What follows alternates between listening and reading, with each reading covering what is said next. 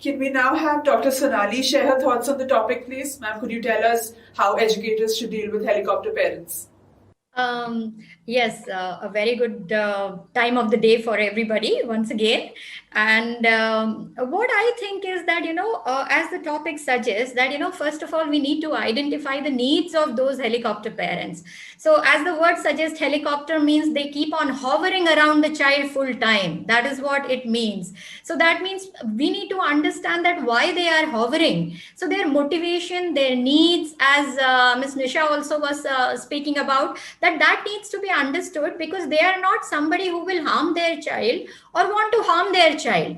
They are the people who think that whatever they are doing, as my other colleague was also saying, that they think that they are the son, so they are looking after every need of the child, and in that process they somewhere are maybe putting up their own unfulfilled wishes upon the child. So that is where I think we also as educators needs to understand. And for that, I think there are few points which we can discover. That the first is we need to understand their motivation, why and how they are doing it. And once we understand, then we can give them that kind of a sympathy, empathy, and we can utilize them in such a way, because they are healthy parents. Basically, they are over enthusiastic sometimes, so we can engage them in our day-to-day school life, where their energies will be involved, and not only for their children, their own child, but for the other children also, it can be utilized productively by the school. That is how I keep on telling them that you are looking after one child, I'm looking after 100 children, so we need to look after you also. Come and look after them, give them that productive support which you can, or which school can take up. And after that, when we are dealing with them, I think when we are talking to them, or not the word counseling, but whenever we are listening to them, the focus needs to be on the child, not on me or the parent, but the child. So if the focus is child, automatically we need to be very strong about whatever they are explaining, okay, with that, to turn it in favor of the child and to showcase that we are with the child.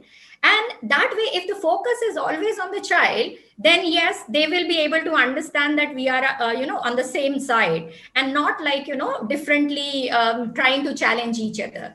Now another thing is that what I think is that we need to communicate with them with complete clarity and understanding of professional boundaries.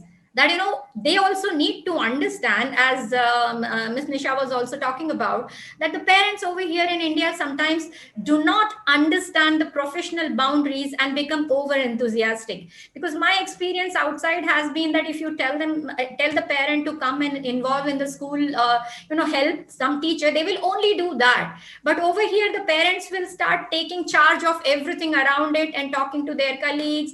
They will have a personal contact with the teachers. So that is where we need to keep the professional boundaries very strictly in place.